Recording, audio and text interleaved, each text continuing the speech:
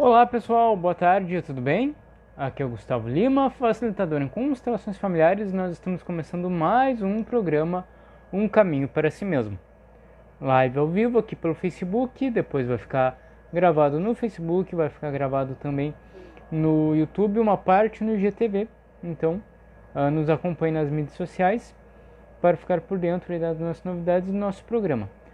Agora ao vivo, né, vamos esperar o pessoal entrar, o pessoal se conectar.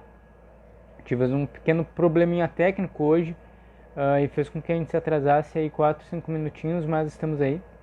Estamos juntos novamente para falarmos hoje de um tema muito bacana, né, que é algo próprio na literatura da constelação familiar, especialmente no Bert Hellinger, que é o cara que a gente segue, que é o desenvolvedor da constelação familiar. E ele traz um tema muito bacana num livro dele intitulado Um Lugar para os Excluídos, que é um livro muito bonito. É um livro de entrevistas que, na verdade, é uma grande entrevista que ele dá para uma jornalista alemã chamada Gabriele Tenhovel. O segundo livro deles, o primeiro livro é Constelação Familiar, O Reconhecimento das Ordens do Amor, que ele é um livro de 95, acho que é, por aí, no segunda parte dos anos 90.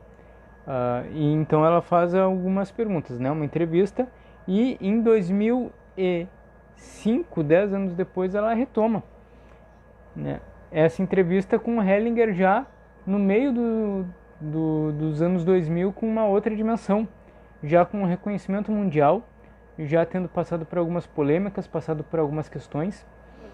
E nesse livro, então, durante a entrevista, ele desenvolve a noção dos 5 círculos de amor, que são fases de relacionamento, círculos de relacionamento que a gente vai passando por através da nossa vida, né? No caminhar da nossa vida, a gente vai passando por 5 ciclos de relacionamento.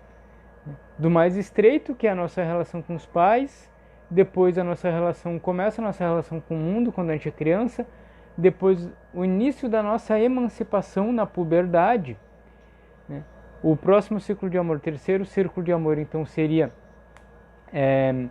o aprender a dar e tomar, que aí vem o relacionamento de casal, né, que quando eu me estabeleço um relacionamento com uma outra pessoa, para então eu formar uma família e eu começar então a dar tudo aquilo que eu tomei dos meus pais. O quarto círculo do amor, conforme Bert Hellinger, é o círculo referente ao reconhecimento e o tomar e aceitar a família como ela é, a família numa perspectiva mais ampla, não só os pais, mas avós, tios, primos, antepassados. E o quinto círculo de amor, que é o que o Hellinger também chama de consciência universal, que é quando eu simplesmente reconheço e tomo toda a universalidade, quando eu aceito o mundo e as pessoas ao meu redor como elas são. E isso a gente pode colocar até como digamos, um comparativo. Quem estuda desenvolvimento humano, desenvolvimento pessoal, estuda psicologia e inteligência emocional e espiritual, principalmente inteligência espiritual, já ouviu falar da tal da pirâmide de Maslow. Maslow é um cientista americano que ele estudou as diversas fases do desenvolvimento humano, pessoal, espiritual e social. Então ele colocou que nós vivemos na busca pelo ápice de uma pirâmide. Na base da pirâmide está a nossa sobrevivência, a nossa necessidade básica. Depois disso está a perpetuação da espécie. Depois disso está o meu alto poder, eu me colocar no mundo e eu assegurar o meu poder. E por aí vai, até que no topo da pirâmide tem a nossa parte espiritual, né, que hoje também se chama inteligência espiritual, né, quando eu busco sentido para a vida, não apenas aquela coisa de eu acordar, comer, ir trabalhar, voltar para casa, olhar o jornal, jantar, dormir, acordar, comer, trabalho, jornal e por aí vai. É uma perspectiva maior e mais ampla.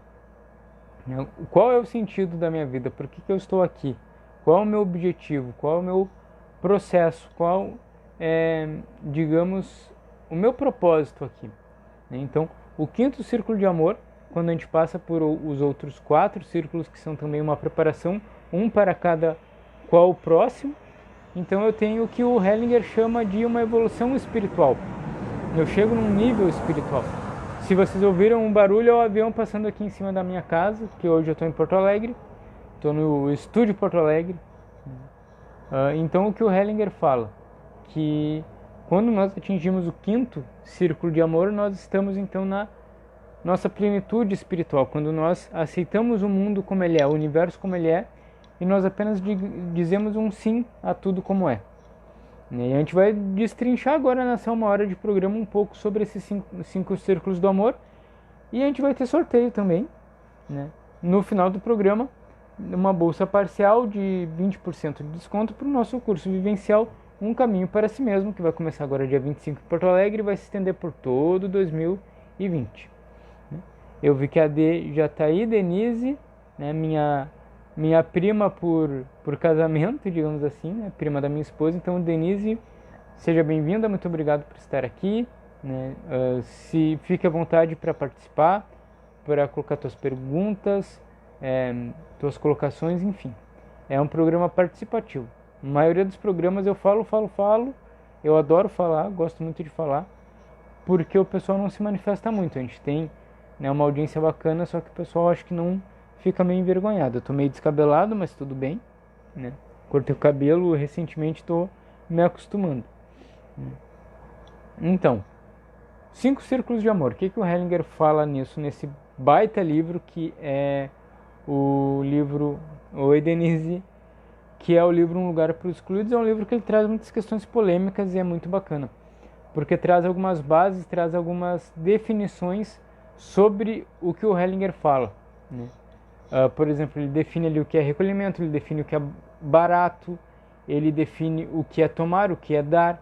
Então, é como se fosse um dicionário para quem gosta de constelação familiar e quer se familiarizar com os termos que nós usamos, que às vezes eles ficam tanto quanto vagos, né? Às vezes nós usamos no nosso vocabulário usual uma palavra como recolhimento, tomar, aceitar, né? Barato, como consciência, como culpa, como inocência, num sentido que dentro da filosofia sistêmica, dentro dessa colocação familiar, tem um sentido totalmente diferente. Então eu indico esse livro, né? Um Lugar para os Excluídos. Ele é um livro muito bacana, muito bonito, e que traz muita clareza sobre a filosofia sistêmica. E o outro livro também que eu indico bastante, que é o primeiro livro do Hellinger com a Gabriele Tenhovel, que é Constelações Familiares, o Reconhecimento das Ordens do Amor, certo? Então, vamos lá para os 5 círculos, né? Como eu disse no início, esses círculos de amor, né? Imaginem mesmo essa imagem, círculos, um círculo pequeno dentro de um círculo maior, que fica dentro de um círculo maior de um outro círculo. Ou aquelas imagens daqueles bonequinhos russos, das mamas russas, que a gente compra às vezes em lojas de utensílio doméstico, que é uma bonequinha assim, redondinha, que a gente abre esse bonequinho e tem dentro desse bonequinho um outro bonequinho, que a gente abre esse bonequinho, tem um outro bonequinho, e por aí vai. Então a gente coloca aí, né, alguns bonequinhos do maior ao menor. Mais ou menos assim são os círculos de amor, porque são os nossos círculos de relacionamento, que vão desde o relacionamento mais íntimo, que é o nosso primeiro relacionamento, que é eu com os meus pais, né, que são as 2 primeiras que eu conheço, tanto fisicamente, porque eu olho para eles primeiro, né? Olho primeiro para minha mãe, que é o vínculo mais forte que eu tenho sempre com a mãe biológica. Sempre a gente fala dos pais biológicos, do sistema biológico, quando a gente fala de constelação familiar, com a mãe e com o pai, ou aquele relacionamento que é aquele relacionamento que a gente olha no espelho, porque dentro de mim tem a metade do meu pai e a metade da minha mãe. Então eu posso nunca ter conhecido eles, mas quando eu estabeleço, a partir da minha concepção do meu nascimento, uma relação íntima comigo mesmo, né, que eu não consigo ir para a cama e, digamos, deixar uma parte do Gustavo dormindo na cama e uma outra dormindo no sofá. Eu tenho que dormir comigo o tempo inteiro. Eu posso brigar comigo, mas eu não vou poder mandar eu mesmo dormir no sofá, como às vezes a gente faz quando briga, né, num relacionamento. esse relacionamento mais íntimo é o relacionamento eu com meus pais, né? Porque eles estão dentro de mim. E depois vai para o relacionamento com a família, vai o relacionamento com o mundo, vai o relacionamento com o casal, né? O relacionamento de casal.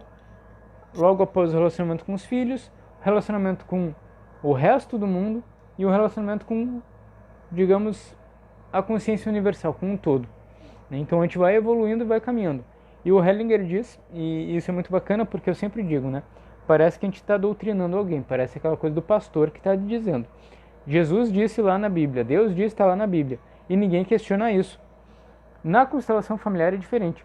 O Hellinger ele trouxe essas percepções, por exemplo, esses 5 círculos do amor, e a gente vai colocando, ele foi colocando a partir de centenas de constelações, todo esse conhecimento à prova.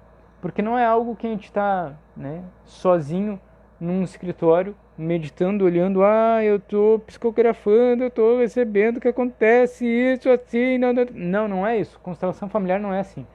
Constelação familiar é eu me colocar num campo, me colocar percebendo tudo o que acontece na minha volta, de uma forma sem julgamentos, de uma forma sem interferência, de uma forma passiva e ativa, ou seja, eu observo aquilo que acontece na minha volta e eu tomo uma ação a partir daquilo. É isso que acontece, por exemplo, na constelação familiar. Quem já participou de uma constelação familiar, às vezes olha para o facilitador está com aquela cara de peixe morto olhando para o pessoal assim, né? Aí ele faz assim. E aí ninguém entende o que está acontecendo, está lá o facilitador com aquela cara de peixe morto. De repente, um facilitador vem e diz: fulano, diga uma frase. E a pessoa então começa a chorar e não consegue nem falar aquela frase, né? O participante da constelação. Ou alguma coisa nesse sentido, né? Por exemplo, a gente fez uma constelação agora, nesse final de semana, e durante a conversa preliminar, a cliente disse que a mãe dela sofreu quando pequena de uma deficiência nas pernas, né? Que as pernas dela não vieram, digamos assim, naturalmente retas, né? Elas estavam tortas, alguma coisa nesse sentido. Durante a constelação, quando a gente colocou um representante para a mãe, a gente coloca tudo no oculto, como a gente diz, ou seja, ninguém sabe quem é quem, recebe um papelzinho com o nome da pessoa e não lê. A representante da mãe, logo que ela entrou na constelação, ela disse: eu estou sentindo uma sensação estranha nas minhas pernas. E eu me sinto excluída, isso é muito triste para mim. Ela viu a dinâmica que estava lá, isso é muito triste para mim. Ou seja, o campo já determinou que aquela pessoa fosse a mãe dela, porque ela estava sentindo isso antes de entrar na constelação. Esse incômodo nas pernas, essa sensação de exclusão, ela sentia antes. E ela foi sorteada, digamos assim, para ser a mãe. Então, quando a gente se coloca para observar, a gente vê isso. Essas dinâmicas que no mental a gente não consegue ver. Mas se a gente apenas observa sem intenções, sem julgamentos, de um lugar vazio, a gente tem uma percepção maior de tudo aquilo que está acontecendo à nossa volta. Essa é a postura sistêmica, a postura fenomenológica que o Hellinger tanto fala que a gente pratica na constelação familiar. Então, quando a gente fala, né, Hellinger disse tal coisa, e a gente bota na prática, para a gente ver isso no dia a dia, não só na constelação familiar em si. Avião passando aqui em casa. Não só na constelação familiar em si, naquele momento em que a gente está colocando no campo, como a gente diz, mas no dia a dia.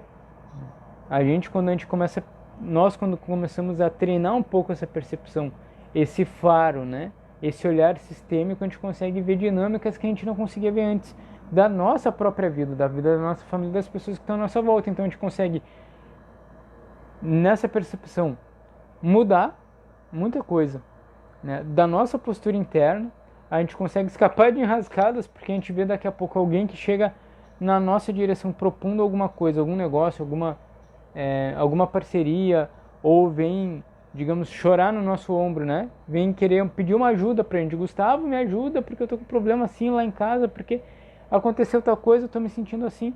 Se a gente treina um pouco essa percepção fina, né, da percepção sistêmica, do olhar sistêmico, a gente pode daqui a pouco olhar para aquela pessoa que vem pedir uma ajuda e diz: bom, a melhor forma que eu posso ajudar essa pessoa é eu permanecer na minha e não dar pitaco, ou eu não interferir, porque ela está num processo dela, né? Ela precisa passar por isso. Ou a gente consegue dar uma ajuda um pouco mais qualificada, a gente pode dar uma ajuda um pouco mais correta do que simplesmente aquele negócio, eu vou ajudar e vou dar aquilo que essa pessoa me pede, porque daqui a pouco o que a pessoa está me pedindo não é aquilo que ela precisa. E a partir da postura fenomenológica eu consigo sentir e ver o que a pessoa precisa. Por exemplo, numa constelação recente,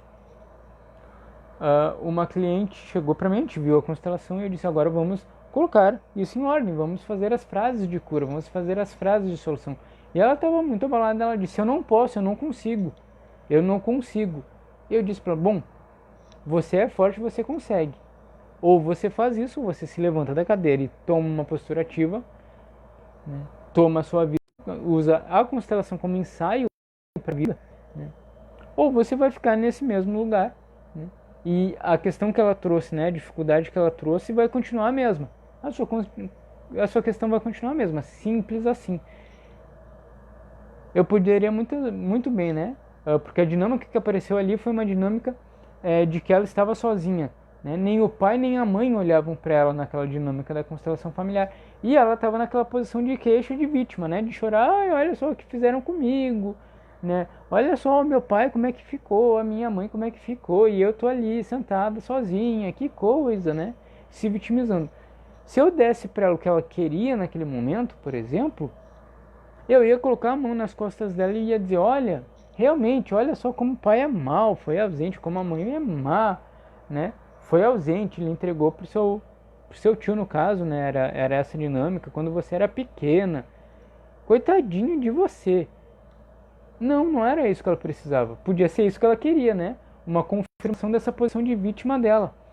Regina está conosco. Oi, Regina, tudo bem? Regina, colega também, facilitadora em constelação familiar. Foi minha colega no curso de formação de constelação familiar aqui pelo Instituto Brasileiro de Constelações. A gente aprendeu muita coisa juntos. Muito obrigado, Regina. É uma honra te ter aqui. Por favor, se quiser colocar alguma questão, né, colocar alguma observação aí, complementar isso que a gente está conversando hoje, fica à vontade, Regina. É muito bom te ter aqui, ter colegas facilitadores em constelação também nas lives é muito legal. Vou só tomar uma água aqui que eu já estou falando bastante.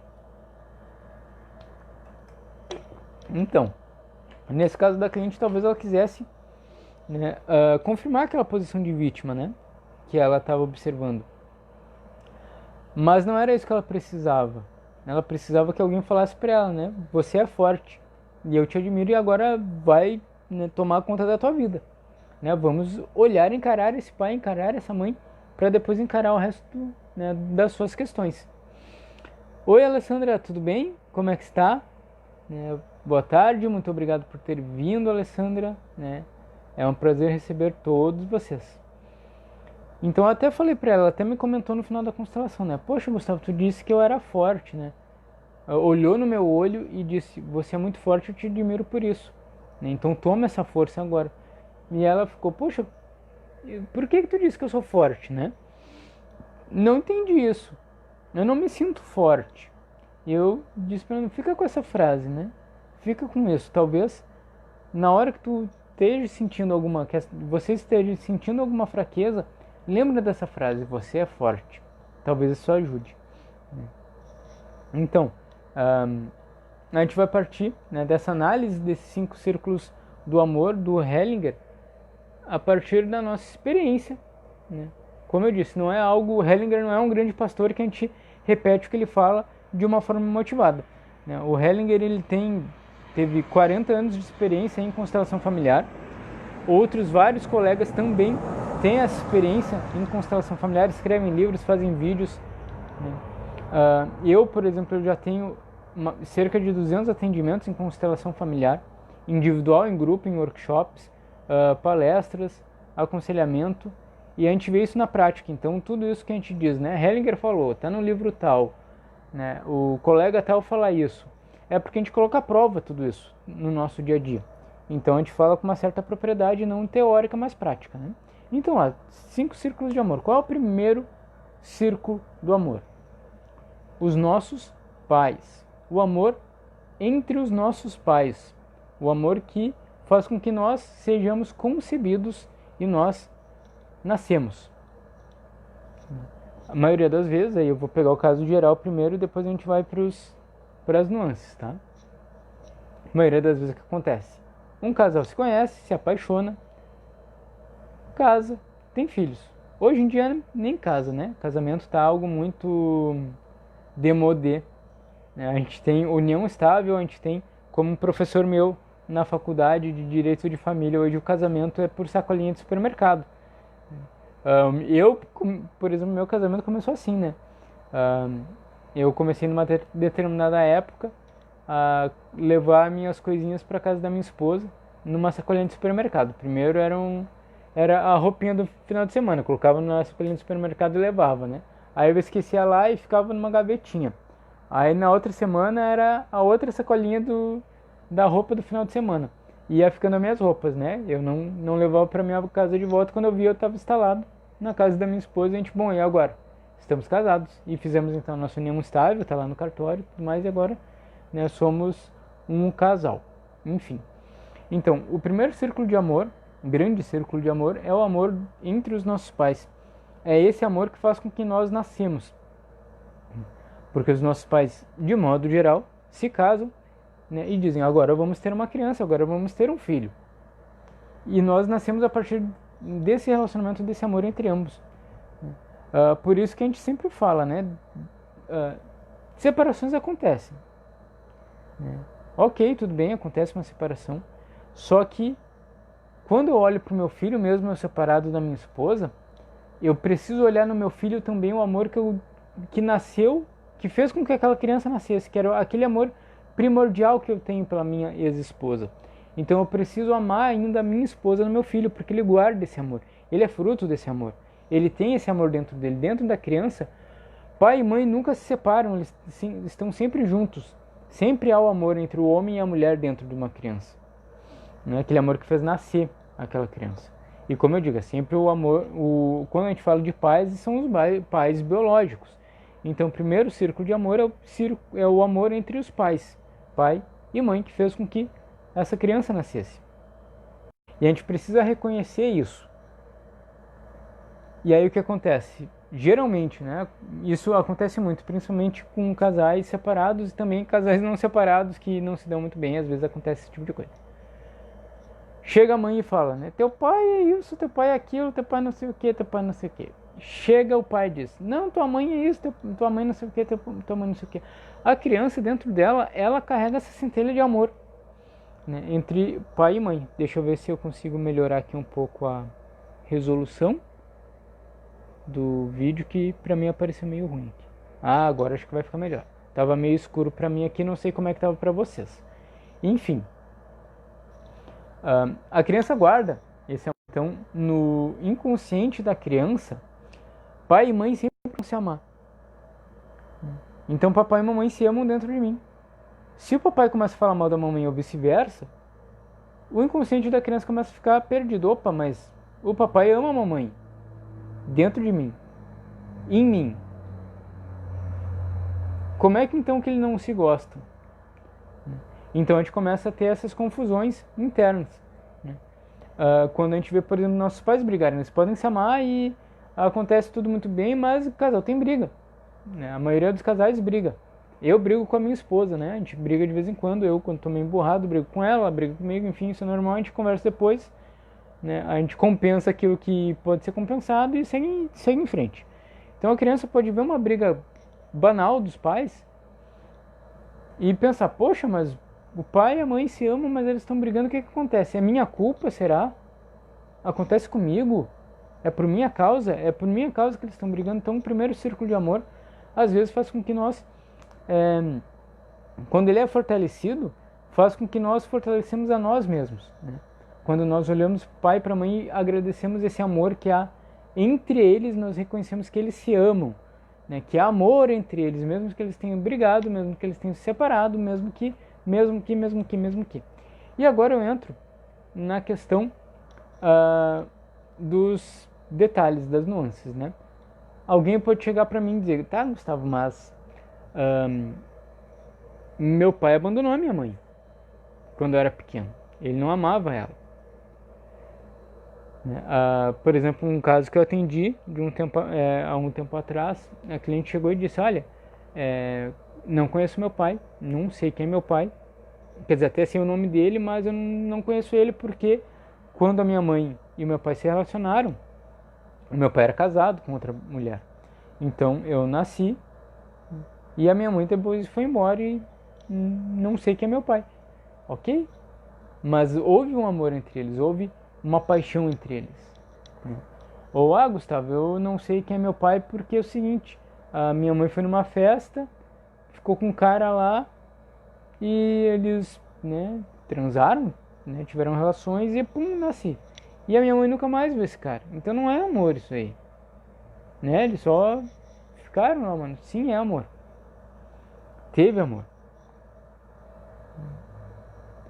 Porque a partir do momento que eu me entrego nesse tipo de relação, há amor. É um tipo de amor inconsciente. Talvez eu esteja, né, a mãe dessa pessoa esteja buscando, sei lá, o pai ou alguém, né, alguma carência nesses relacionamentos fugazes, né? E o homem é a mesma coisa, ele está procurando o amor de alguém, mas é tudo movido por amor. Gustavo, mas talvez o meu caso seja mais sério. A minha mãe foi abusada, engravidou de mim e não quis me perder, né? Não quis fazer um aborto, então eu nasci. Então fui fruto de uma violência. Violência sim, mas por trás dessa violência é amor. E agora vai ter um monte de gente aí me metendo pau, né? E me criticando, mas não é o amor do abusador em relação à vítima. Ou a vítima em relação ao abusador nesse caso. Eu vou usar esses termos vítima e abusador porque é o que a gente está acostumado a usar. Porque a gente tem, na filosofia sistêmica não existem vítimas e não existem algozes, né? Mas enfim, isso é papo para uma outra live. Mas aquela pessoa que abusa, que busca da violência para se afirmar, ela tem um amor ferido dentro dela. Então é por um amor doente, é um amor, como eu digo, fora da ordem, um amor que não flui para a vida, mas ele é um amor represado, por isso que há amor de qualquer forma. O amor não significa algo bom no sentido de positivo sempre. O amor pode ser um amor que faz doer, que faz machucar. Então, sim, aqueles pais se encontraram, se amaram por amor.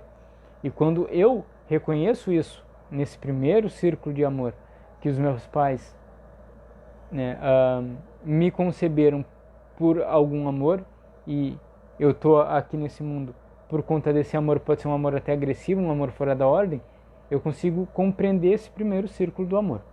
A partir daí eu posso ir para o segundo círculo do amor.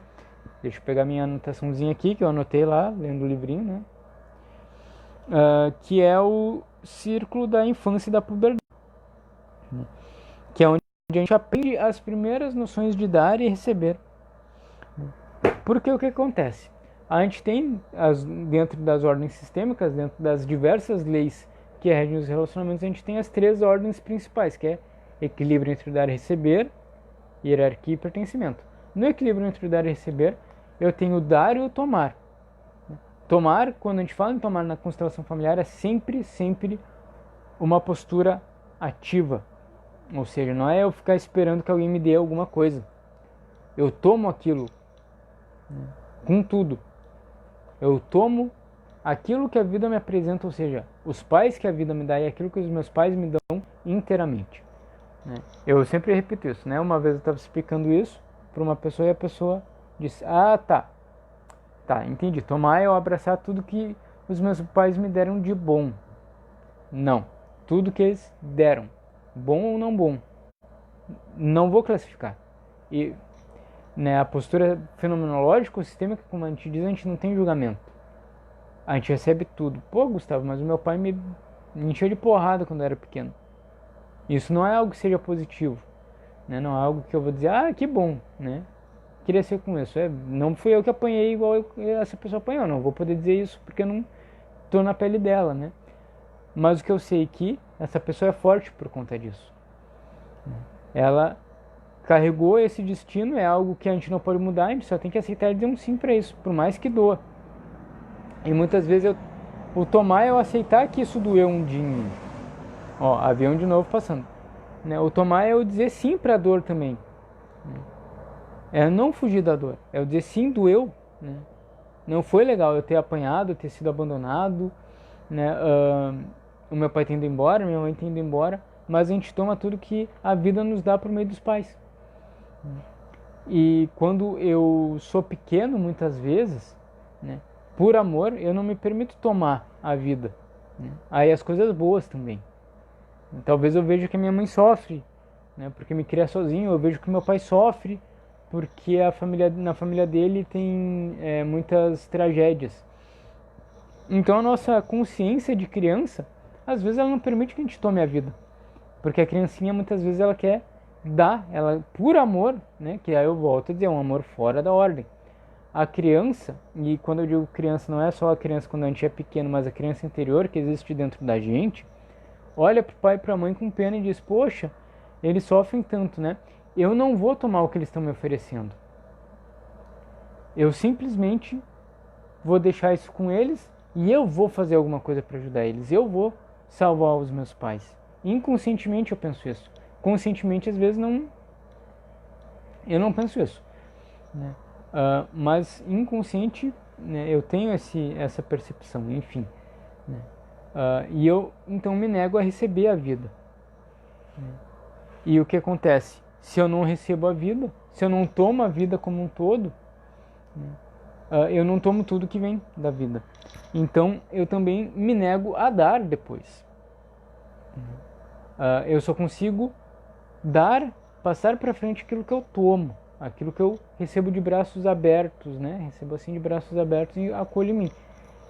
Então, se eu não tomei a vida dos meus pais, por exemplo, se eu julgo meu pai e a minha mãe como maus pais, eu não vou conseguir passar a vida adiante. Talvez eu me julgue como um pai ruim. Né? Citar um caso aqui concreto de uma pessoa que eu conheço, um rapaz que eu conheço, que ele tem um problema muito sério de relacionamento com o pai dele. Né? O pai dele, sei lá o porquê, né? Digamos, não criou ele, mas ele tem contato com o pai. Então, num evento social, lá numa festa, num aniversário, o pai dele estava junto e ele apresentou, esse é o fulano. Ah, tudo bem, tudo bem. Ele, tudo bem, eu sou o pai dele. Tá bom. Ele não apresentava o pai dele como pai. E ele foi criado pelo padrasto e tal, e ele sempre dizia, né? Pai é aquele que cria. Né? E a gente conversando sobre isso, ele, não, pai pra mim é aquele que cria. Né? Meu pai não me criou e tal, eu conheço ele e tal, mas nem chamo ele de pai. Né? Tá bom, tudo bem. Aí aconteceu, ele tem um filho.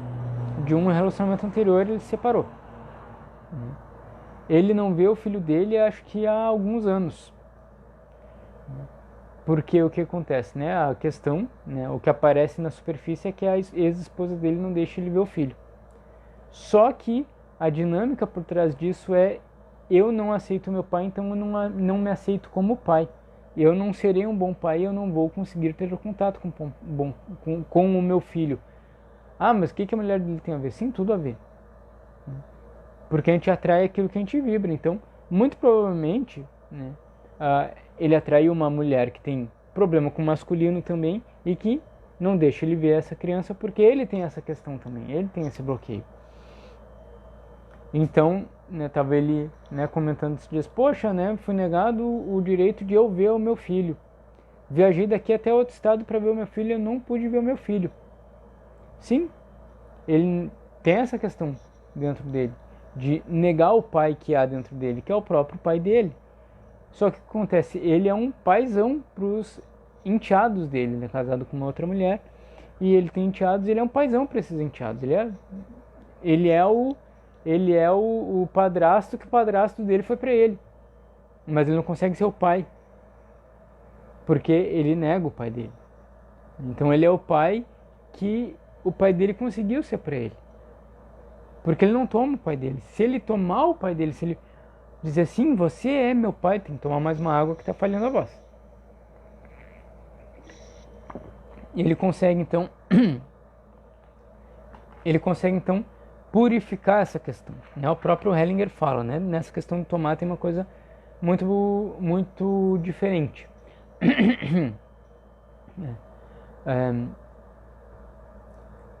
Eu tomo tudo, aceito tudo como é, o que foi bom e o que não foi bom. Quando eu tenho essa postura me purifica.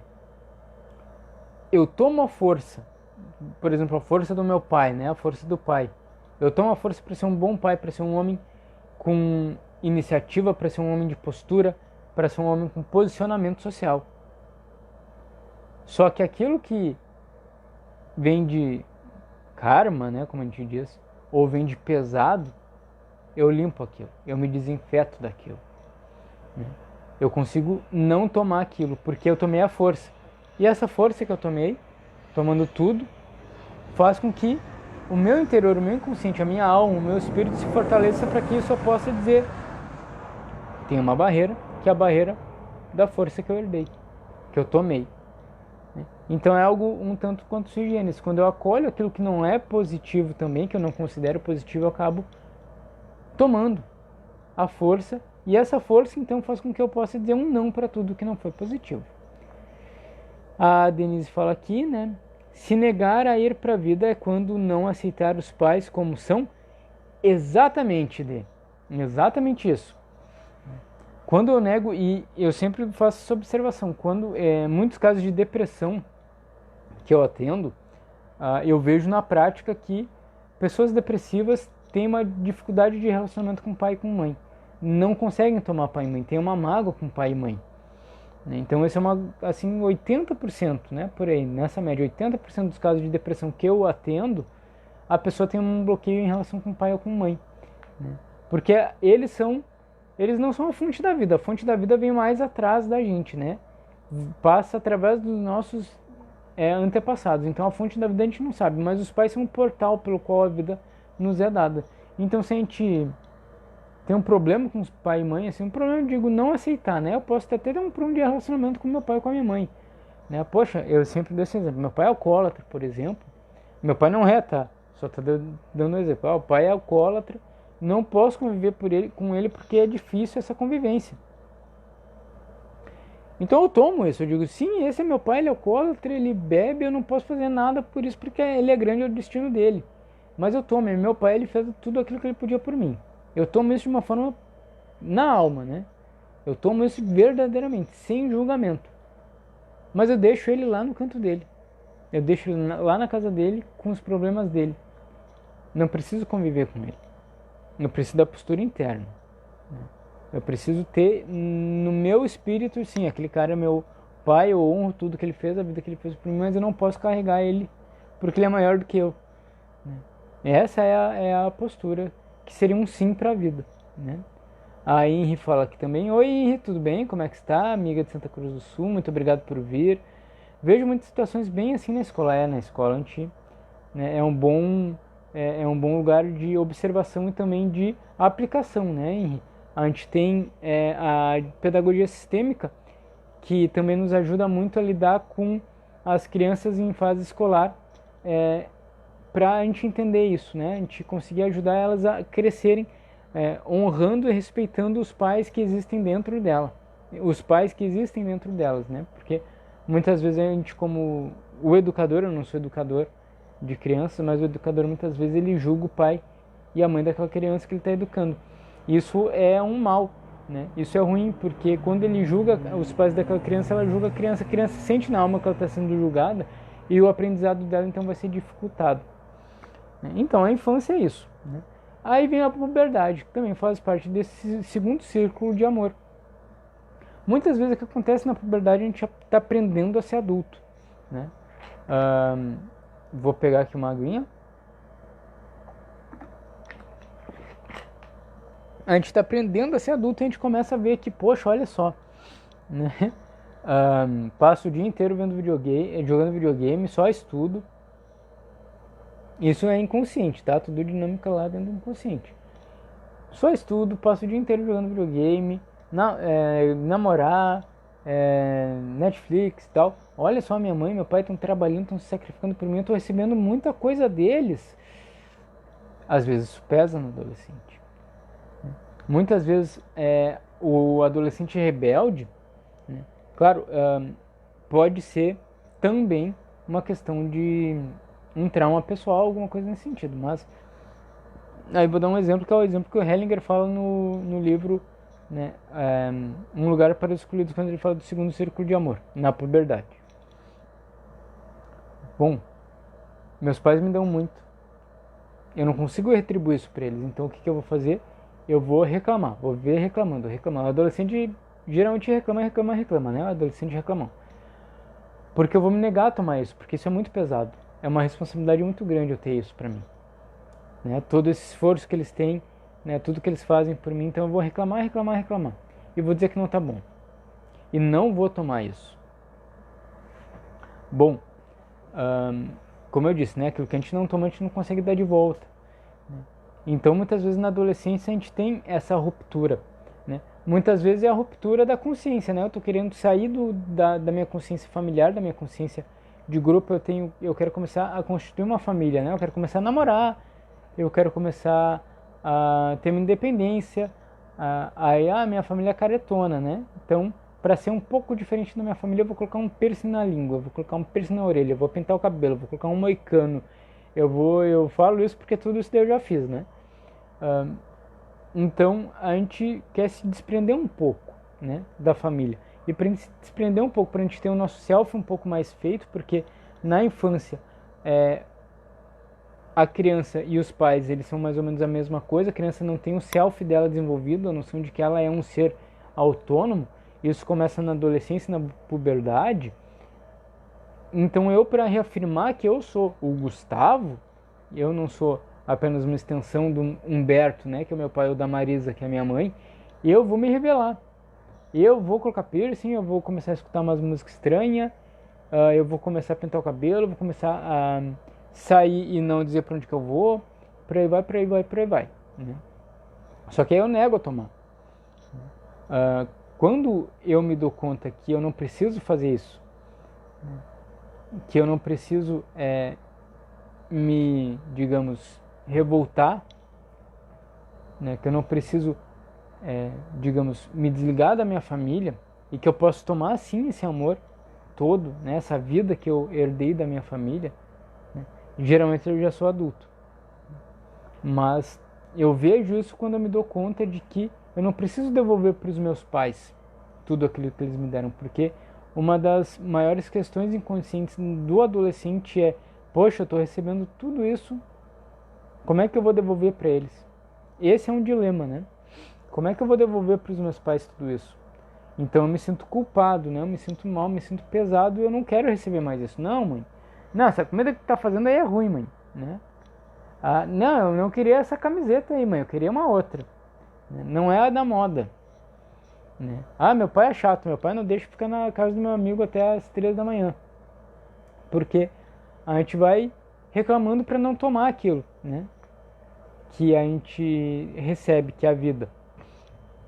E aí, a partir de então, a gente vai aprendendo que a única forma de a gente devolver para os pais aquilo que a gente recebe não é cuidando deles, né? Não é devolvendo, não é sendo o plano de aposentadoria privada dos meus pais.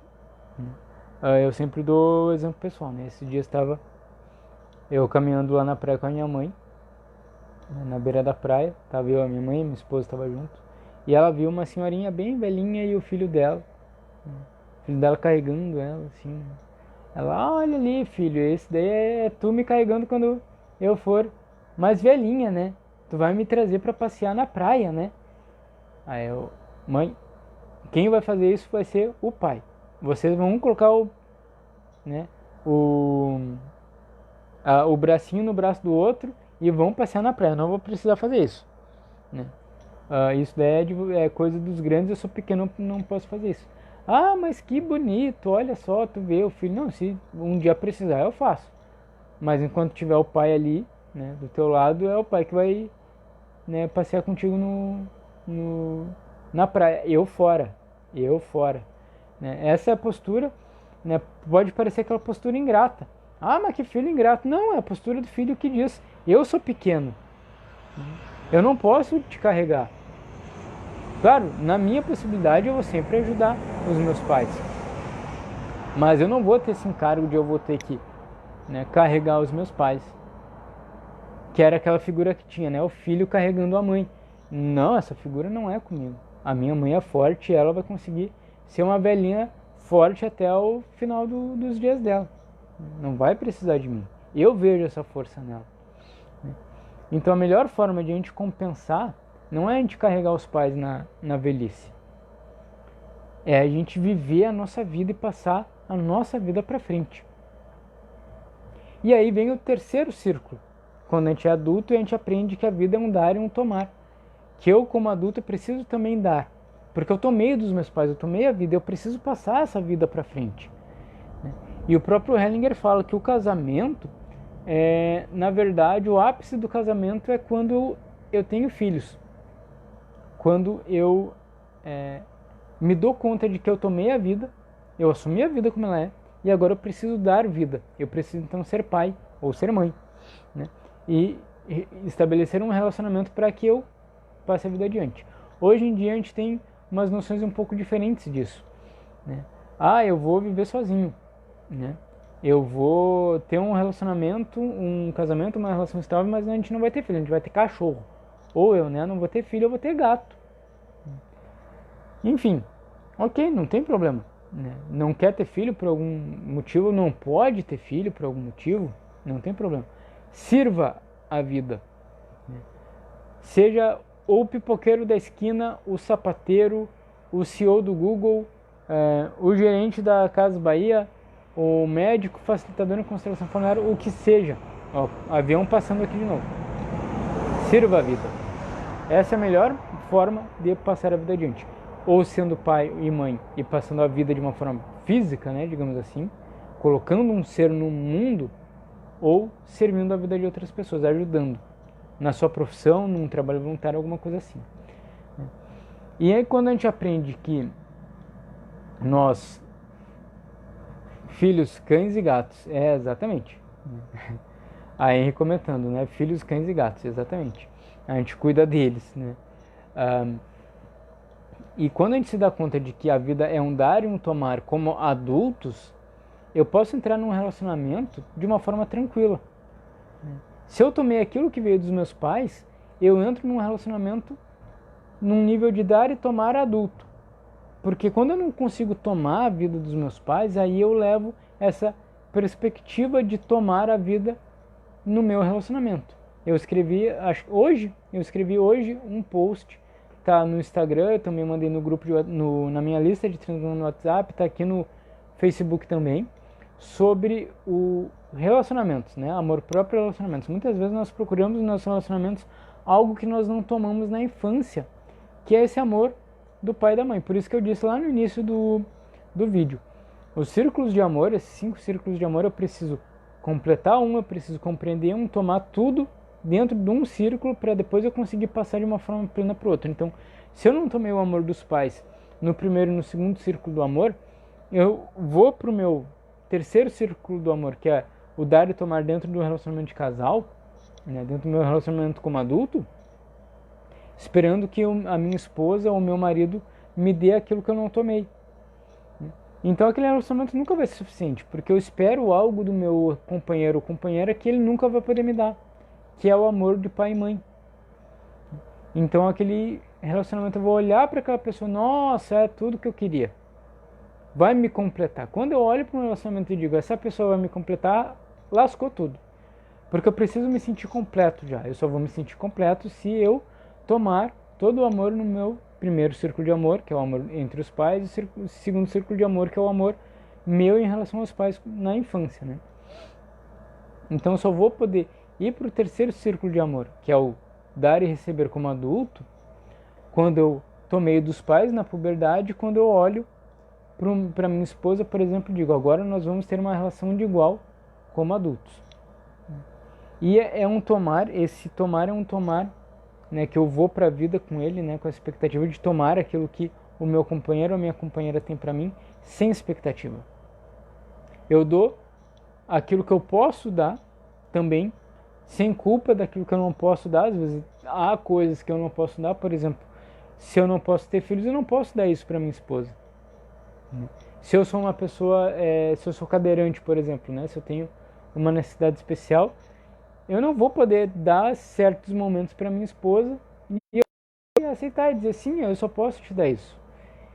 E quando eu tomar do outro, eu vou poder ver a limitação do outro e dizer sim, eu tomo isso e apenas isso. E tá bom para mim, sem julgamento, sem expectativa.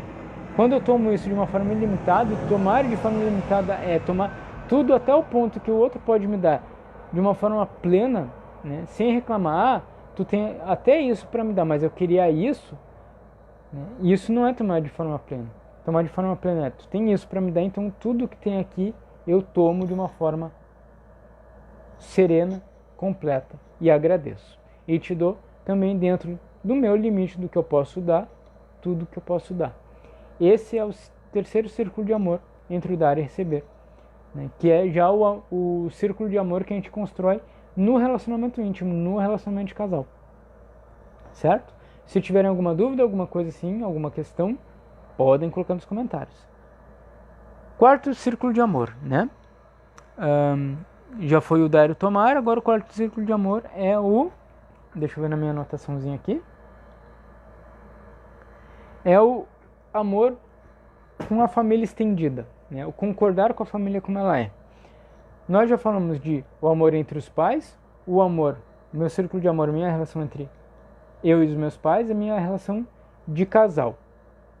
Próximo círculo de amor, próximo passo é eu entender, compreender e tomar totalmente o meu relacionamento com o resto da minha família. O resto da minha família é aqueles que vêm antes de mim, né? Já falamos de pai e mãe, agora a gente está falando de avós, bisavós, tataravós, os tios, né? Aqueles que vêm também na linha lateral dos meus pais, é deles que a gente vai falar agora. Muitas vezes nós julgamos a nossa família, né? Nós julgamos, pô, meu tio é um bebum chato lá que vai para as festas de final de ano lá pro churrasco só para encher o saco. Ou meu avô é um velho retrógrado, né, que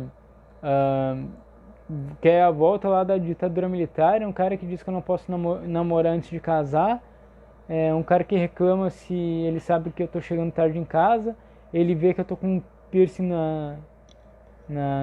no nariz, ele reclama, diz que eu sou meio retardado, enfim. Quando eu julgo a minha família, eu julgo tudo que há dentro de mim, porque lembramos, né? Lembramos que nós somos 50% pai e 50% mãe. Se eu sou 50% pai e 50% mãe, e os meus tios, em consequência, têm, digamos, a mesma carga sistêmica que os meus pais, então eu também tenho um pouco dos meus tios ali, né? A carga sistêmica, meus tios são diferentes dos meus pais, por exemplo, por um simples motivo, né? A carga sistêmica, digamos, foi dividida um pouquinho diferente entre eles, mas tem um pouquinho de todos eles em cada um deles. Deu para entender? Né? Então, se dentro do meu pai e da minha mãe tem um pouquinho dos meus tios, tem então um pouco dos meus tios dentro de mim. Meio complicado, né? Mas é bem assim que funciona. E se eu sou 50% pai e 50% mãe, eu sou 25%, olha aí, eu me enrolo na matemática. 25% cada avô e cada avó. E se eu sou 25% cada avô, eu sou aí, sei lá, 13% cada bisavô e cada bisavó. E por aí vai, né? Meu óculos está meio sujo. Então, quando eu compreendo que eu não sou apenas meu pai e minha mãe, a colega Isabela Couto, que ela é consteladora lá em Minas, né? Que ela é facilitadora em constelação lá de Minas, que eu gosto muito dos conteúdos dela também. Ela diz, engana-se muito quem pensa que tem só, por exemplo, eu 32, alguém que está aí com 40, alguém que tem 25, né? Essa é a minha idade, eu tenho só 31 anos. Engana-se quem pensa isso. Porque na verdade eu tenho 150, 200 anos, 300 anos. Eu sou a soma de todos aqueles que vieram antes de mim. De tempos imemoráveis, inenarráveis e impensáveis, né? Eu sou a soma de todos eles. Então quando eu acolho a minha família, né, eu entro nesse quarto círculo de amor, que é a minha família estendida, digamos assim, né, que é aqueles que vieram antes dos meus pais, eu então sou completo, então eu consigo, né, tomar tudo aquilo que eles tinham para me dar de uma forma mais completa. E eu posso então ir para o quinto círculo, né, de amor. Suzana, meu amor, tudo bem? Oi, amor, como é que está? Obrigado por vir, Suzana, minha esposa, para quem não conhece. Né? Obrigado por vir, por assistir a live. Né? Se tiver algum comentário, alguma coisa aí também pode comentar, tá? Só não me xinga, por favor. Né? Não, tô brincando. Então a gente vai pro quinto círculo de amor, que é o amor universal. Deixa eu até anotar como é que Hellinger fala aqui, né? Concordar com todas as pessoas como elas são. Que aí a gente tava falando lá no início da live, que eu dei um spoilerzinho sobre o que a gente ia falar, né? Que é o amor incondicional pro todo. Quando eu aceito as pessoas e as situações do mundo como elas são. E aí entra eu aceitar, né, o meu sogro como ele é, né, a minha sogra, o meu vizinho que faz barulho, que escuta funk ali sábado de noite, o vizinho da frente que toca bateria 11 horas da noite, né, eu aceitar o presidente da república como ele é, o ex-presidente da república como ele é, eu aceitar Hitler como ele foi, o Castelo Branco como ele foi, eu aceitar o cara que sai no jornal, né, dizendo que foi flagrado fazendo algo muito feio, muito ruim, eu aceitar ele como ele é, porque as pessoas só são aquilo que elas conseguem ser. Elas são e dão aquilo que elas conseguem ter. Por isso que eu tinha dito antes, né, nessa postura fenomenológica, sistêmica, eu aceito e vejo tudo como é, só isso, ponto. Esse é o quinto círculo de amor, que é o que o Hellinger fala, que quando a gente sai da nossa consciência de grupo, né, daquela consciência tacanha, como ele mesmo diz, né, que é aquela consciência de eu tenho que repetir os padrões para pertencer, eu tenho que defender a minha posição dentro de um grupo, por exemplo, eu tenho que brigar com outro para defender a minha posição dentro desse grupo, para reafirmar o meu grupo, né, seja ele grupo familiar, político, ideológico, religioso, time de futebol, enfim. Quando eu transcendo isso e vou para uma... Oi, Gabriela, tudo bem? Ah, muito obrigado. É uma honra estar aqui, poder compartilhar com vocês um pouquinho das coisas que a gente estuda, das nossas vivências. Muito obrigado pela participação aqui. Então, quando eu transcendo, né, essa consciência de grupo, essa consciência atacante, de julgamento, de ter que defender uma posição, eu vou para a consciência universal, que é o que o Hellinger diz, ou a consciência espiritual, que é aquilo que a gente fala da inteligência espiritual, que hoje em dia está muito em voga, né? A gente tem alguns filósofos, tá passando avião aqui de novo, alguns filósofos, alguns estudiosos que falam que a gente tem uma inteligência espiritual. Toma mais uma aguinha.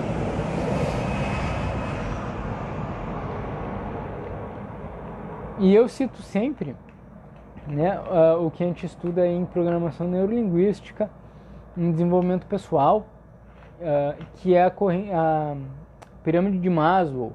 Maslow, um cientista, né, social americano, que ele falou que a gente, voltando àquilo que eu disse no início do vídeo, para quem não estava antes, que a gente tem uma pirâmide, né, que são, digamos, a nossa consciência, né, o nosso nível de consciência. Primeiro, o nível básico é sobrevivência. Eu quero comer, ponto. É isso que me importa. Eu quero ter alimento. Eu quero sobreviver. Segundo, digamos, o segundo degrau dessa pirâmide é reprodução, né? A maioria das pessoas vive no segundo degrau da pirâmide, que é reproduzir. Por isso que a gente tem muito conteúdo sexual, né? A gente tem muito apelo sexual. Muitas propagandas trazem esse apelo sexual, né? Hoje a gente tem menos disso em cerveja, mas se a gente for ver há 10 anos atrás, propaganda de cerveja era puramente para quem está no segundo degrau, né, dessa evolução, que é apelo sexual. Então é eu perpetuar a espécie, né? Sexo é eu perpetuar a espécie. Então quem está no segundo degrau já tem alimento e pensa, agora eu vou perpetuar a espécie. Quem está no terceiro degrau é autopoder, né? Eu me reafirmar, eu me colocar no mundo e dizer, não, agora isso daqui é meu, né? Propriedade, né? Eu defender o que é meu, que é minha propriedade, né? Então geralmente, classe média, né? A gente costuma dizer que o pessoal da classe média está aí no terceiro degrau ainda, porque geralmente ralou para conquistar bens, agora eu tenho que preservar os meus bens, né? E por aí a gente pode fazer vários estudos sociológicos, enfim. E a gente vai subindo alguns degraus e a gente vai chegar no topo dessa pirâmide, que é a dimensão espiritual, né? Que é quando eu começo a... eu estou um pouquinho, digamos, distraído porque está vindo um cheirinho muito bom de comida, né? Acho que estão preparando comida ali embaixo e está me distraindo um pouquinho, né? Eu tô com fome, 8 horas já passamos até do horário da live, né? Mas enfim, esse último degrau então é a inteligência espiritual, que é quando a gente começa a se questionar e buscar questões de sentido da vida. E eu só vou conseguir isso nesse quinto círculo, né, de amor, quando eu não julgo mais os outros. Quando eu vejo que o outro ele é aquilo que ele é e que eu também sou aquilo que eu consigo ser e ponto. Sem julgamentos. E aí vem o que a gente fala de amor incondicional. Quem é cristão, né, sabe que uma das grandes lições de Cristo, quando vê que Cristo, na minha concepção, é um grande avatar, independentemente do que você acredite ou não. Para mim ele é um grande avatar, ele é um cara que está no nível, né, de Gandhi, de Mandela, de Martin Luther King e outros grandes líderes espirituais, líderes de pessoas. E ele veio trazer a mensagem do amor incondicional. O amor incondicional é amar o outro como ele é, né? Ele é pode ser o leproso, eu amo a prostituta, eu amo o soldado que me prega a mão, enfim, eu amo todos eles como todas as pessoas como são. Isso é o amor incondicional, isso é transcender, né, para a dimensão espiritual, que é o quinto círculo de amor, né, que é o nosso, digamos, o topo da nossa compreensão espiritual. E a partir daí a gente consegue viver de uma forma mais plena, mais plana, né, mais tranquila, né, mais sem sobressaltos, porque eu apenas observo aquilo que está na minha volta, não julgo, e digo sim para tudo que é e tomo a vida como ela é, independentemente das pessoas que estão à minha volta e do que acontece no mundo. Eu tomo isso como é, porque eu não posso mudar o mundo como ele é. O mundo, ele é do jeito que é, a roda gira por conta de forças muito maiores do que nós. Então eu posso até ter, e isso até é salutar até um determinado ponto, um impulso de mudar o mundo, um impulso de transformação, né? Um impulso de eu vou protestar, pegar a minha bandeira, seja ela de que cor for, e vou protestar. Isso até, de um certo ponto, é natural, porque isso faz mover algo. Mas eu tenho que ter a concepção de que quando eu pego uma bandeira, eu estou a serviço de algo maior. Eu estou ou na minha consciência de grupo, a serviço do meu grupo, ou eu estou a serviço do universal, da consciência universal, de algo maior. Então muitas coisas, né, muitas pessoas fazem coisas terríveis, apertam um botãozinho da bomba nuclear, por exemplo, ou promovem o genocídio, né, o holocausto, como Hitler fez, a serviço de algo maior. Eu não estou dizendo que isso é bom ou isso é ruim, mas alguém tem que apertar esse botão, alguém tem que tomar essa decisão para algo acontecer no mundo, né? E infelizmente isso tem que acontecer. Por quê? Não sei, mas acontece. Como eu disse, forças maiores do que nós, né, nos guiam através da história. Então alguém tem que carregar a culpa de apertar o botãozinho, né? Esse alguém muitas vezes ele é julgado através da história, né? E a gente não tem controle sobre isso, né? Não vai ser eu, o Gustavo, que vou lá na frente, por exemplo, lá no Largo de Patur, ou eu vou no Largo Glênio Pérez aqui em Porto Alegre, né, pegar minha bandeira sobre qualquer pretexto que for. Não vai ser eu que vou mudar. As forças que controlam o mundo estão muito acima, né, de tudo isso. Talvez daqui a 3, 4, 5 gerações possa acontecer alguma mudança efetiva, né, naquilo que eu estou inserido como crença de que é bom para o mundo. Mas quando eu pego a minha bandeirinha e vou para lá, no máximo eu vou estar a serviço de algo maior, ou do meu sistema, ou dessa consciência universal, dando um impulso sobre alguma coisa, e o resultado disso eu não tenho controle, né? Eu não vou ter controle do que vai acontecer. Então isso é eu estar ciente desse quinto círculo, esse círculo maior de amor, né? Certo, pessoal? Bom, a gente já passou algum tempo do nosso horário. Bom, considerando que eu comecei a live aí com uns 5 minutinhos de atraso, a gente está no tempo legal. Dúvidas, comentários, podem colocar aqui. E como eu prometi, a gente vai ter, né, um sorteio de uma bolsa parcial do curso vivencial Um Caminho para Si Mesmo. Né? Chegou a grande hora, né? Rufem os tambores. Quem me acompanha nas redes sociais sabe que a partir agora, do dia 25 de janeiro, a gente vai começar um curso de filosofia sistêmica aplicado na prática. A gente tem muitos cursos de filosofia sistêmica na internet, online. Né? Obrigado, Henrique, eu que agradeço por ter acompanhado a gente aí na live. Fica ainda que tem uma surpresa, tem um sorteio dessa bolsa, tá?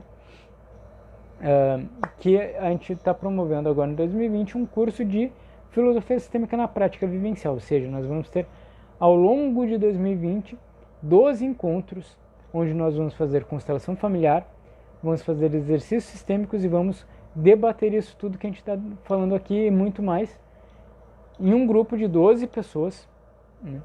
E a gente vai ter então também não só grupo de constelação fixo, né, que a gente vê muito hoje na prática, grupo de estudo de filosofia sistêmica online e grupo de constelação familiar fixo com tantas pessoas constelando a cada período. Eu vou mesclar isso de uma forma vivencial, de uma forma presencial. A gente vai estudar filosofia sistêmica, a gente vai ter textos, vídeos, tudo direto no seu WhatsApp, por meio de um grupo exclusivo de WhatsApp que a gente vai montar. Estudos dirigidos de filosofia sistêmica e um encontro por mês com uma constelação familiar e o debate presencial desses temas. Meditações, visualizações, exercícios práticos para a gente colocar na prática a filosofia sistêmica. Para a gente colocar o tomar. Ah, Gustavo, o que é o tomar, né? Tu fala, vamos tomar pai e mãe. O que é tomar pai e mãe? Isso na prática, o que é? Daí eu falo lá para a pessoa, né? Isso é uma postura interna. Vamos praticar a postura. O que é uma postura interna, Gustavo? Que raio é esse de postura interna? No curso vivencial Um Caminho para Si Mesmo, a gente vai ter práticas diárias para colocar no dia a dia essa postura interna de tomar a vida dos pais, de eu, na minha relação com os meus filhos, me colocar como maior, eu na minha relação com o meu marido, com a minha esposa, né, no meu relacionamento, me colocar num dar e receber equilibrado. Então a gente vai ter exercícios sim práticos, né? Eu vou colocar lá no seu WhatsApp, né? Vai ter todo mês exercícios de prática diária. Todo dia agora você vai olhar para o seu marido, para a sua esposa e você vai, você vai. Então a gente vai ter exercícios práticos, né? Na prática eu vou orientar você para que você tenha essa vivência mesmo sistêmica, né? Não é só pegar o livrinho do Hellinger, o livrinho do Gustavo, o livrinho do Stephen Hausner, sei lá. Ler ele e dizer, tá bom, que bonito, como é que eu coloco isso no meu dia a dia? Né? A gente vai ter práticas orientadas a partir disso, certo? Então eu vou sortear agora uma bolsa de 20%. O valor, se vocês tiverem curiosidade, né, quiserem, eu tenho todo o programa em PDF, tem 11 páginas, um e-book em PDF, que é todo o programa, tem tema a cada encontro, as datas, o que a gente vai ver, programa educativo, condição de pagamento, valor, tudo, num e-book que eu preparei especial, certo, para apresentar o curso para vocês. Então, se tiver interesse, só me mandar um eu quero ali, que eu vou mandar esse e-book com todos os detalhes do curso para você. E a primeira pessoa aqui, olha aí um bicho aqui, que comentar aqui na live ou no programa, né, mas o primeiro comentário aqui, eu quero, a pessoa vai ganhar 20% de desconto na realização do curso. Primeiro comentário, eu quero, só colocar aqui, ó, pá, eu quero, comentário da live, vai ganhar esse desconto, essa bolsa de 20% do curso. Né? 20% é muito pouco, pessoal, o valor está muito barato, o valor está muito acessível. Eu não estou fazendo isso para lucrar, eu estou fazendo isso para passar o conhecimento adiante. Porque o valor que eu estou propondo nesse curso é o mesmo valor que vocês vão ver que muito constelador está cobrando para fazer uma constelação. tá? Vocês vão ter 12 constelações, estudos dirigidos, práticas diárias, livros, textos, a partir desse valor, que é um valor módico, muito pequeno, que vocês podem até parcelar até em 12 vezes no cartão. Olha aí, tivemos já respostas, né? A Gabriela mandou um eu quero primeiro, a Regina logo em seguida colocou um eu quero também, né? Mas hoje no programa, então, como a Gabriela Colling? Desculpa, né? Acho que eu errei sobre o sobrenome, mas a Gabriela colocou um eu quero primeiro, né? A bolsa vai para ela, parabéns, eu vou te entrar em contato contigo por direct ali, por privado, tá, Gabriela? Pra gente colocar, digamos, na prática, né, desconto, e a gente vê os detalhes do curso. A Regina também demonstrou que quer. Regina, minha colega, vai ser muito bom te ter no curso, né? Eu vou te chamar também no privado pra gente conversar sobre o curso, vou te passar o plano de estudos, né, o e-book que eu fiz apresentando o curso, né, e a gente vai conversar também sobre o curso. E quem mais quiser participar do curso, tiver curiosidade para saber como vai funcionar, mais detalhes, coloca um eu quero aqui nos comentários, pode ser até comentário depois, quando acabar a live, quando ficar no Facebook ou no YouTube, coloca um eu quero saber mais, que eu vou entrar em contato então com você, tá bom? Pessoal, agradeço muito pela presença, pela participação de vocês. Vamos encerrar por aqui o programa, eu já estou estourado no meu horário, né? Já vi que estão me chamando até para janta, né? Já está no horário da janta. Enfim, muito obrigado, continuem acessando as nossas redes sociais aqui, a página no Facebook, a página no Instagram, né? Ambos é @gustavo.constelacalsistemica, são as minhas redes sociais. No WhatsApp eu tenho a lista de transmissão, onde eu tenho textos, vídeos, agenda, então fiquem ligados, tá? Curso Um Caminho para Si Mesmo, vivencial, a partir de 25 de janeiro. A gente vai ter também grupo de constelação familiar, o próximo em Porto Alegre, 28 de janeiro. E dia 23 de janeiro, grupo de constelação familiar em Novo Hamburgo, no espaço 3RS, massoterapeutas e terapias, um espaço bem legal das minhas amigas Renata e Roberta, lá de Novo Hamburgo. Convido vocês de Novo Hamburgo e região para participar. Tem ainda uma vaga para constelar em Porto Alegre, tem uma vaga para constelar ainda também, corram. Tá bem disputado os grupos, certo, pessoal? Muito obrigado por estarem aqui. Vou encerrar a live, né? Jantar também, preciso, né? Filho de Deus, né? O cara sente fome, é magrinho, mas sente fome, né? Muito obrigado, grande abraço, tudo de bom para vocês, até a próxima. Tchauzinho.